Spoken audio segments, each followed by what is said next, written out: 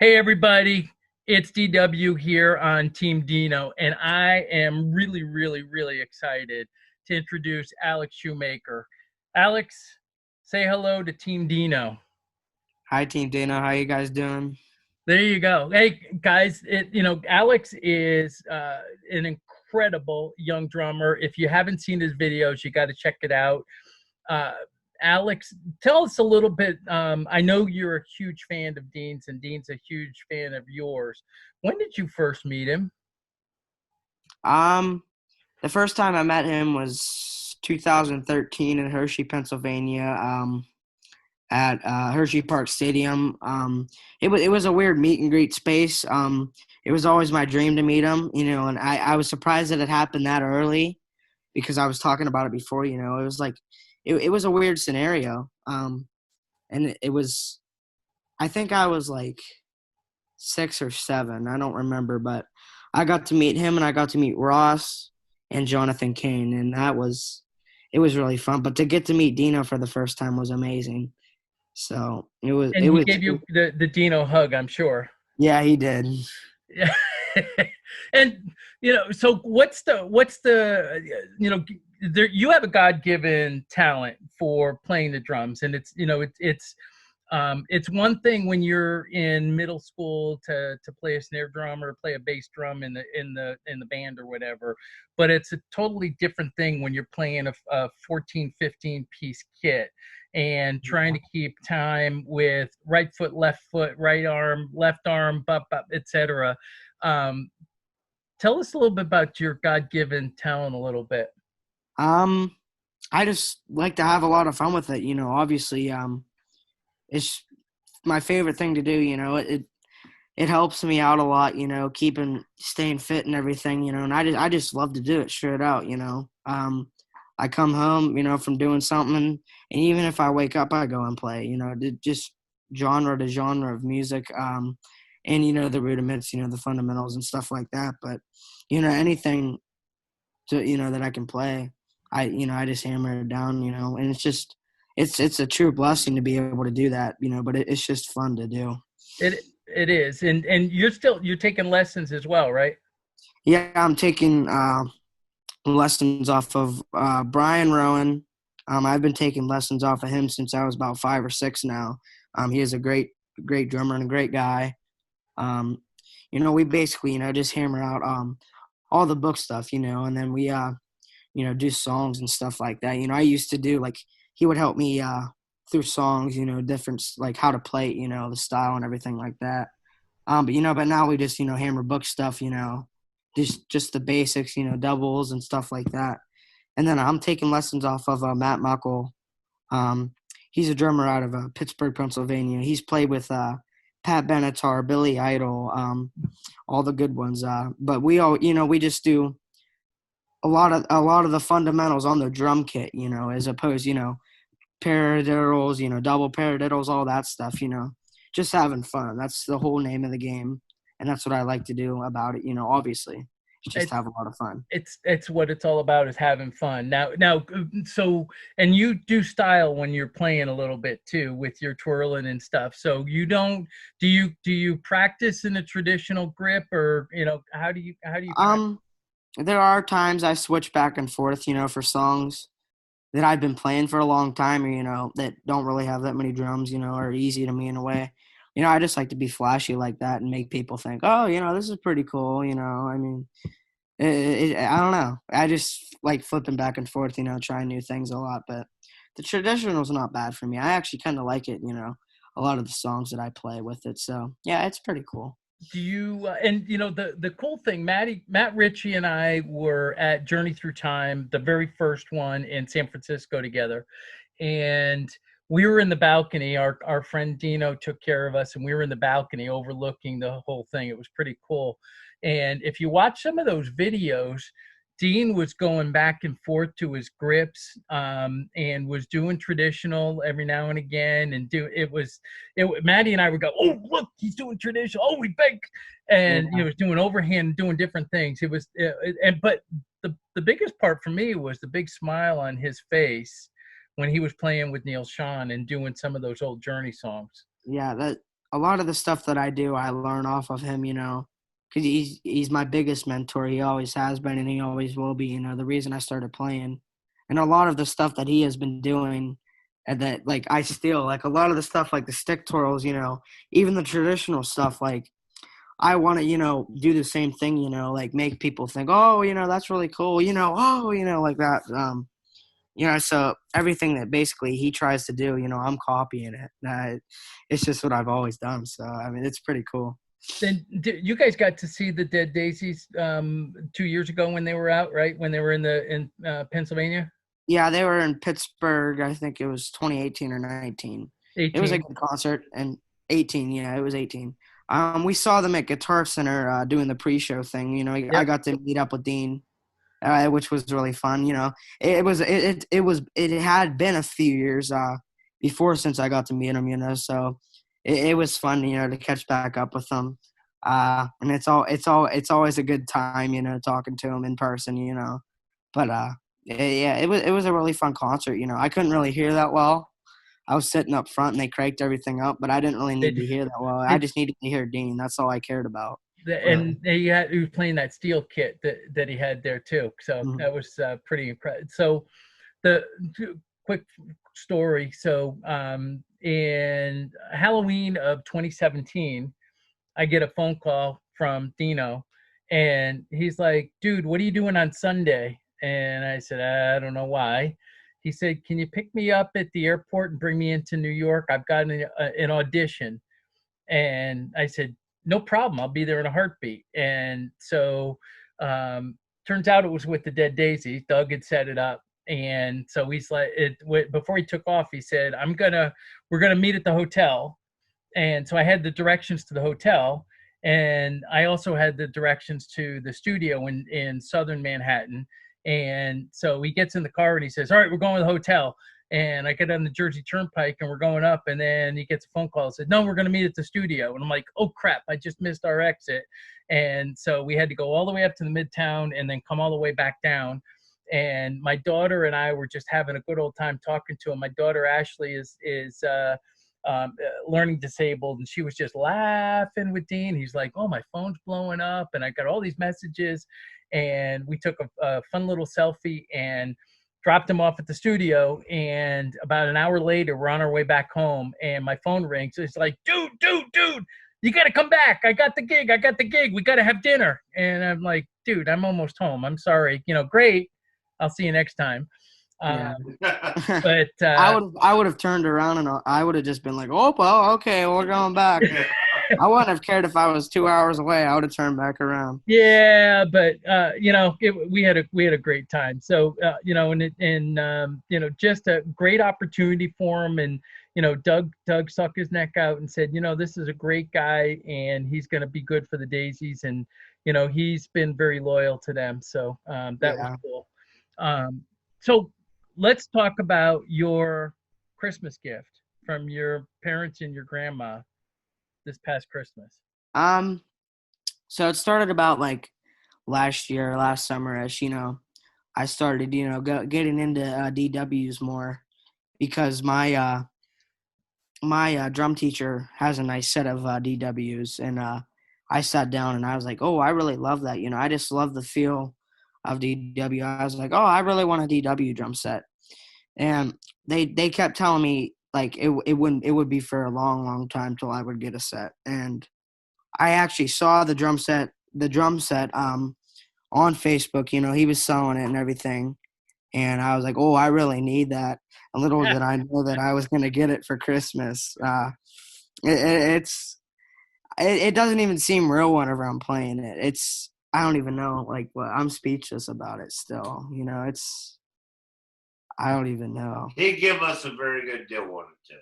Well, yes, I absolutely, Rob. But so the how many pieces do you have? So you got a Um, snare. yeah, there's a snare, and then I have a tom. Like it's I don't know, same size as like my third floor or my third rack tom, and then on the side, and then I have two floors, and then three racks, and then I added a remote hi hat to it, so I'd say a 6 or 7 piece, and then the cymbals, eight, and then drums. yeah, and then the cymbals are like 10 or 11. I have a lot of cymbals. I added to it a little bit too, but it looks pretty sick. It does. Yeah. And you've added some lights and stuff to it. So Yeah, you got some new lights in there. And so what's your I favorite? like changing my wardrobe a lot, like Yeah. backdrop and everything. I do these little shows, these little tours. Just imagine in my head, I'm doing all this stuff. So, I just like we're getting a new room, so everything's gonna be good for that. It's like a recording studio type place, and then it's gonna be a lot bigger, and I'm gonna be able to fit a lot more stuff in there. But I just like changing my wardrobe, my backdrop, changing, the stage for every tour. Then what's your favorite genre? That one's kind of tough. To be honest with you, I don't really have a favorite genre. I switch a lot of periods of time, and do you mean like to play or, just to listen to? Both. Both. I like to listen to a lot of country, rock. I just switch it up a lot, hair metal and stuff like that. Same with playing, like, a lot of times in the summer though, I'm always, feeling a more country mood, I guess, because I'm always outside and I've always listened to country music, a lot. And then I get into more, heavy metal and like rock and roll and all that. But it always varies. I don't really have a favorite. And there's time to time, like every month or every 2 months, I have a new favorite song that I like to listen to. Oh, what? You're on record. You're on the album. Oh yeah, I'm planning on. It's happening. I'm starting to. I'm writing and we're starting to record songs for an EP that I'm gonna put together. So it's coming out sometime the end of this year. Probably January 2021. Nice. A 5 or 6 song EP. Just rock, country, kind of like I'd say like AC/DC mixed with Florida Georgia Line type. That's pretty close. Pretty close. Yeah, that's pretty close. They're so close together, I know. Yeah. Yeah. So, and you're doing some gigs now too, right? Yeah, I have a band. We're called Wildcard. We do everything from I don't even know, Feel to Brooks and Dunn, Volbeat. Let me just name a few. It takes me a minute. Yeah. Kenny Chesney, Five Finger Death Punch. It's Wildcard because we switch back and forth. Heavy metal and then rock and then country. We have a rock show on Saturday and a country show on Thursday. So we switch around a lot. Poison, That's awesome. You're having fun with it though? Oh yeah. And your guitar teacher. My guitar teacher's my lead guitar player, and it's just you got to stick to the people who you love the most. Whenever you're putting something together, you always got to be clear about who you're with. And I love what we're doing, and I hope it stays for a long time. Because all three of the guys that I'm with are unbelievable at the instrument, and they're unbelievable people, and I'm blessed to be able to be a part with them, so, but it's really fun. I don't even know how to say it. Drumming is pretty cool. And I hope that you get the opportunity that some of us have had over the years to sit on your throne and to look out and see 20, 30,000 people and see the lights and stuff, Alex. It's just. I have a few times before. Jackal, I got a call one night. Well, I saw that. Yeah, I got a call. My mom got a call the one night. She just got done working 12 hours. She got a call from some guy from Ohio. Well, before actually how it worked out was like, I know a guy who knows a guy who can get you to play with Jackal. It was one of those scenarios. It's Steve Ernst. But it was one of those scenarios where, a lot of times people say that nothing really happens. It was like, oh, okay, we kind of push it off to the side. 2 months go by, my mom, working 12 hours, she gets a call from Steve Ernst, and it says, we were playing Sandusky, Ohio Bike Week on Thursday or Friday, I think it was. Thursday night. We want you to bring your drum set, and can you be here? And I was like, yeah, sure. So we went there, and I played. It was a great experience, and I just sitting there seeing all the people screaming, and everything. It was amazing just seeing all the people there. It's pretty cool, isn't it? Life-changing, experience. And you handled it extremely well, and the video of that was pretty damn cool too. Yeah, it was. I always look back on it. To be honest, there's a lot of the times it's not that I get embarrassed. It's just I don't like to look back at some of the videos before, and I was like, I don't know. Now I look at it and I'm like, oh my God, did you really play with Jackal? And oh my God, does it actually have 4 million views? So yeah, and it's something that I can always talk about, and something I'm really proud of, and I was grateful to be a part of. It's always going to be one of my biggest things that I've ever done. It's 10 years old. And you're how old? 14 now. Yeah. So you got a ways to go, sport, but you've had an amazing career so far, and I know you've had a very long day, and so it is Father's Day, so happy Father's Day to your dad, Rob, who's a big Thank you so much, Dirk. Happy Father's Day to you too. Thank you. And Mom Brooke, and I appreciate you guys doing this. Team Dino, one of the things that's cool about Team Dino, that we're 2,500 plus strong, and there's a lot of people around the world that are participating with us on a daily basis, and we love the fact that folks like you are the next generation, if you will, of rock and roll drummers or drummers or whatever that genre is that you want to play, because you do it well, and you do it with flair, and I watch you. My buddy Blas Elias. Have you watched Blas play? Yeah, a few times. So Blas, I watch you with your twirls and stuff, and Blas, who's in Burning Rain and Rock Vault, and he's also in the oh my gosh, the Christmas thing, Trans-Siberian. TSO. Yeah, that's what it was. I had a brain fart. Blas is just an amazing guy. And, he's great. And he's a wonderful guy to talk to. What's funny is when you contacted me and said, Rob, are you sending all these likes out to people? I'm like, yeah. For Dino's post. Yep.